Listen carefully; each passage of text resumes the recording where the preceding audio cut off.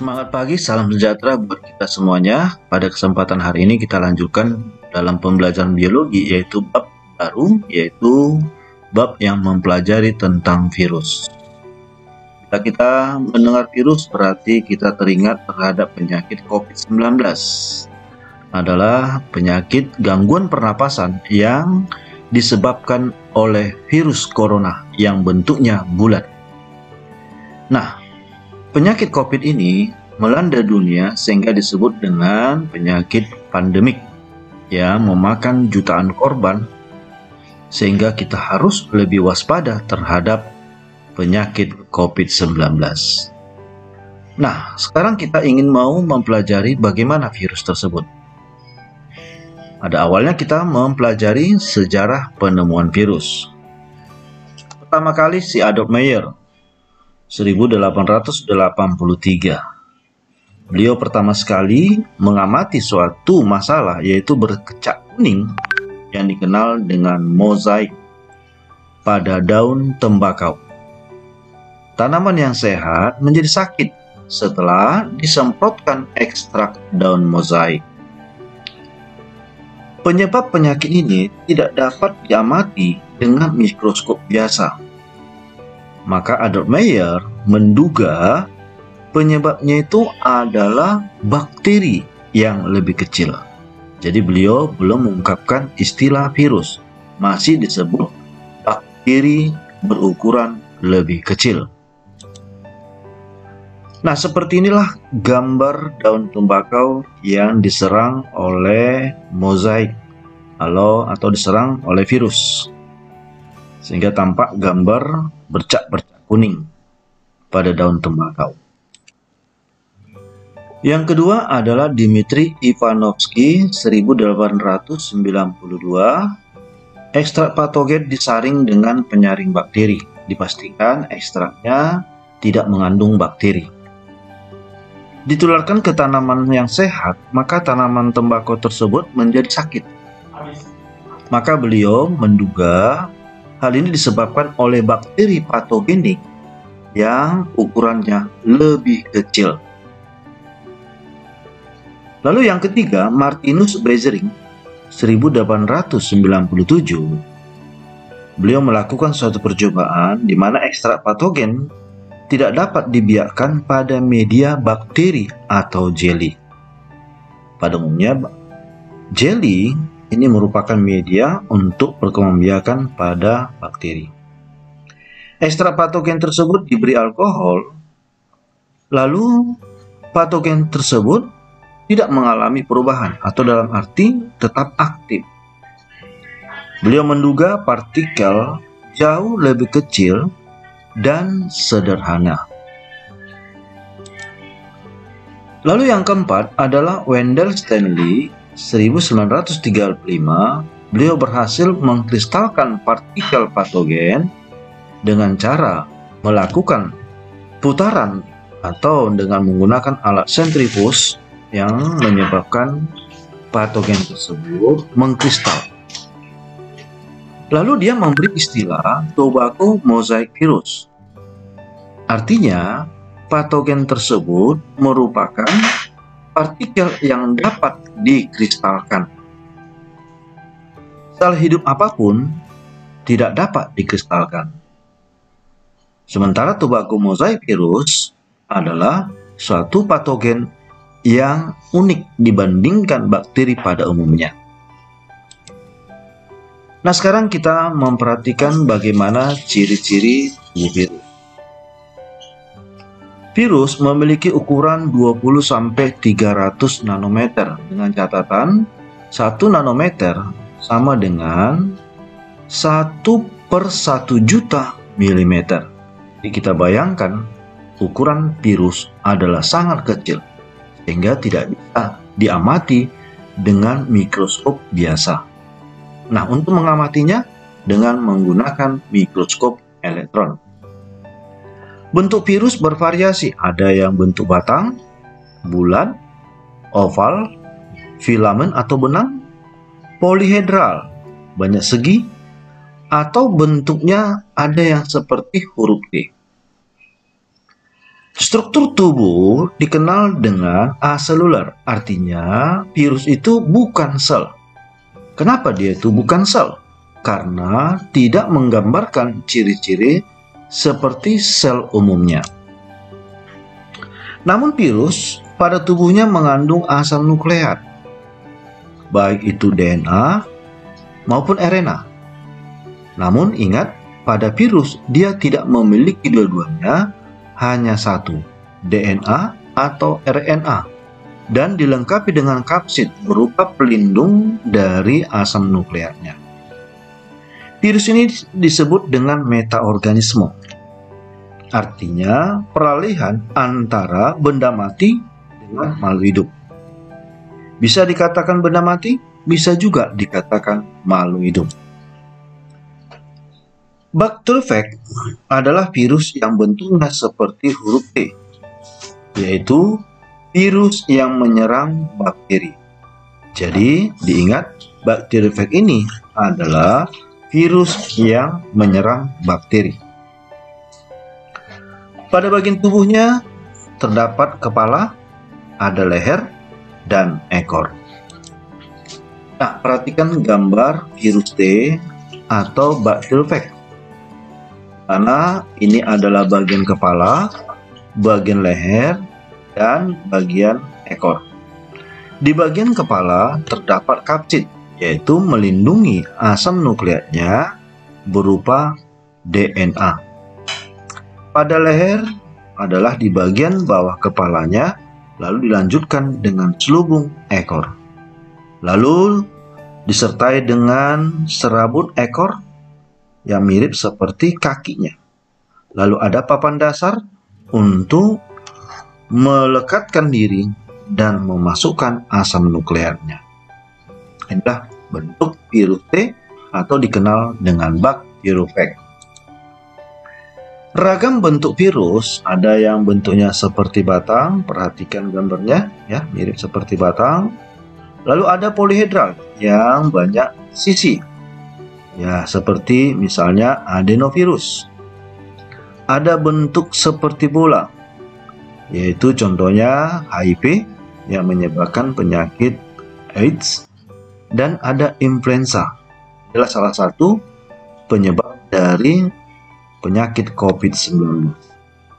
Sehingga dikenal dengan corona. Inilah dia. Lalu ada virus T yang mirip seperti huruf T, itulah bacteriophage. Nah, perhatikanlah gambar di bawahnya adalah gambar hal yang sama dengan yang di atas. Nah, sekarang kita mau memperhatikan bagaimanakah penyakit pandemi yang saat ini masih merajalela. Nah, mari kita perhatikan sama-sama. YouTube channel. Journalists who are watching it.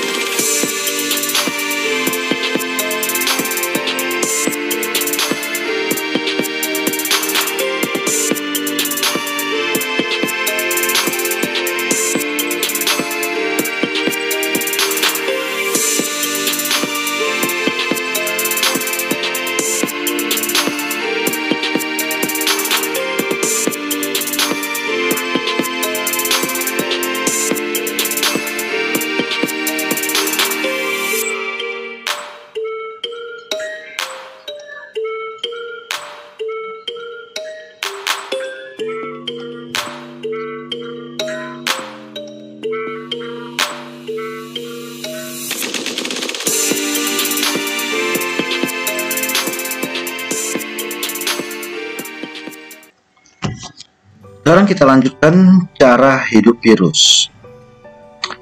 Virus hanya dapat hidup pada sel hidup, dia tidak bisa hidup pada sel atau jaringan yang sudah mati. Maka dipastikan virus ini dapat masuk ke sel hidup lainnya dalam waktu yang singkat, sehingga dikenal dengan parasit intraseluler obligat atau parasit sejati.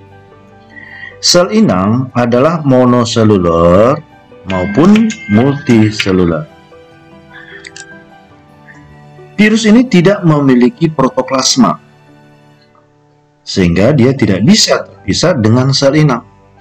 Makanya virus disebut dengan aseluler, karena dia tidak memiliki protoplasma. Virus ini menyerang sel inang dengan model lock and key, yang artinya model kunci gembok atau membentuk suatu pasangan.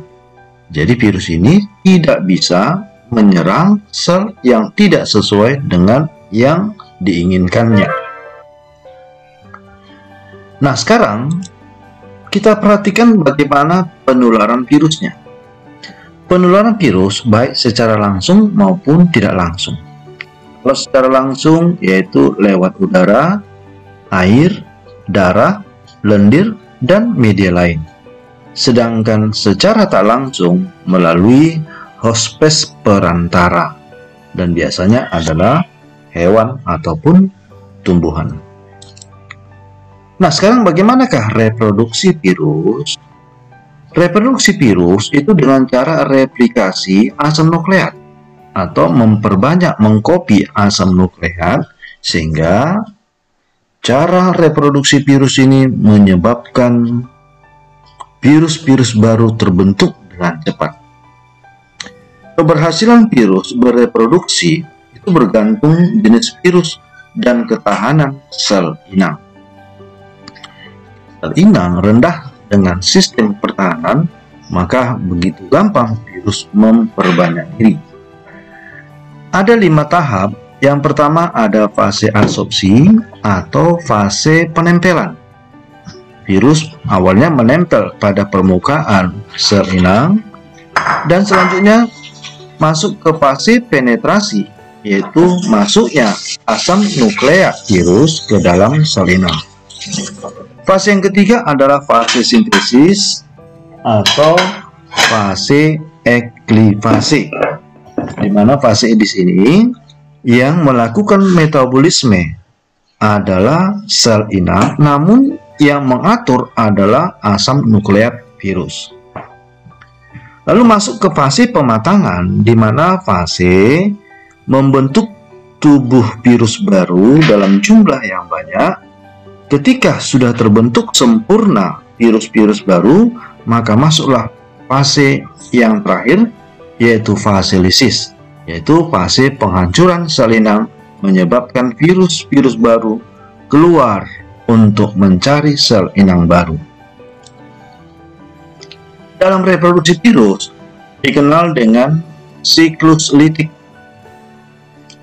Siklus litik ini terjadi bila pertahanan sel inang lebih rendah dengan daya infeksi virus, sehingga dari 5 tahap dapat berlangsung. Virus berkembang biak dengan siklus litik, sehingga dikenal dengan virus virulen. Bagaimana dengan siklus lisogenik? Lisogenik ini adalah terjadi bila pertahanan sel inang lebih kuat dibandingkan daya infeksi virus, sehingga sel inang tidak pecah atau melakukan hal yang normal. Namun terjadi replikasi genom virus dalam inti sel inang.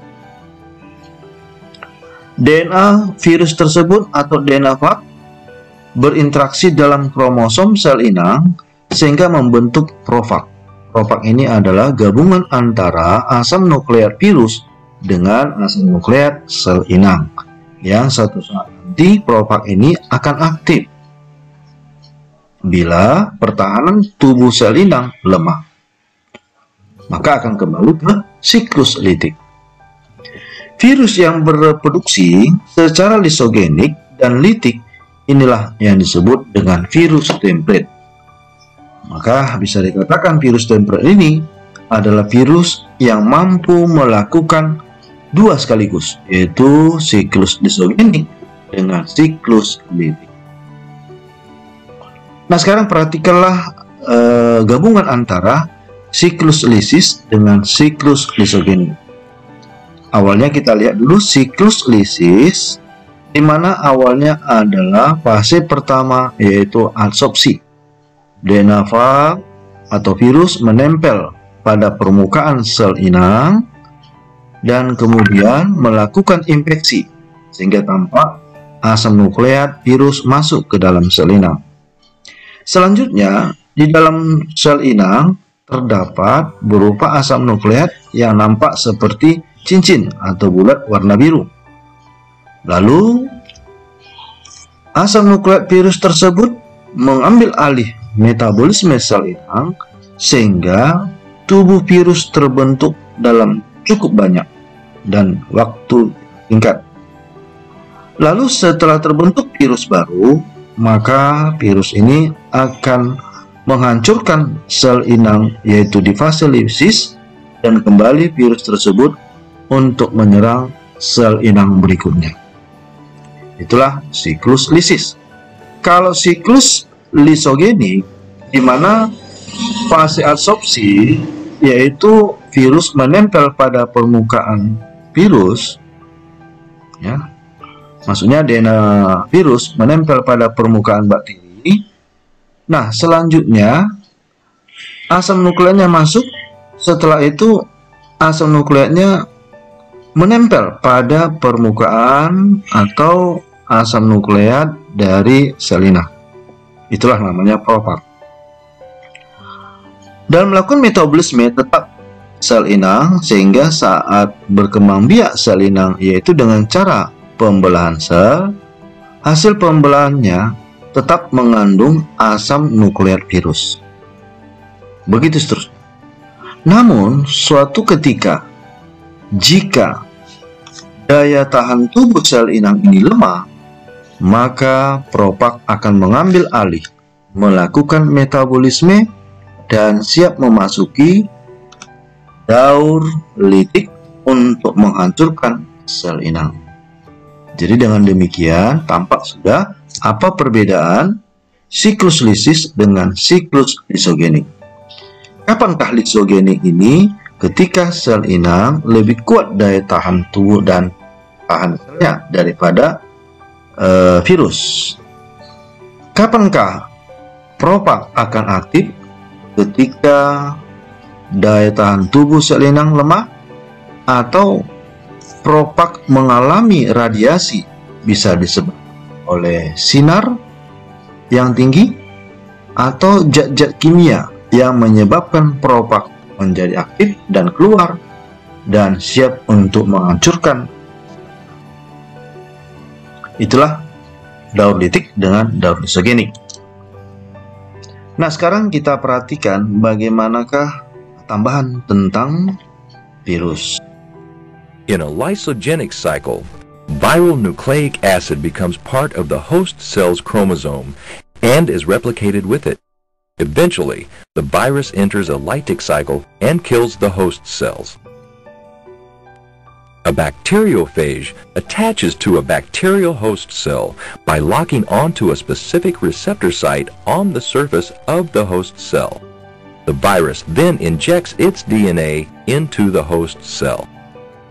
Once inside the cell, the viral DNA inserts itself into a specific site in the chromosome of the host cell. Viral DNA is then called a provirus.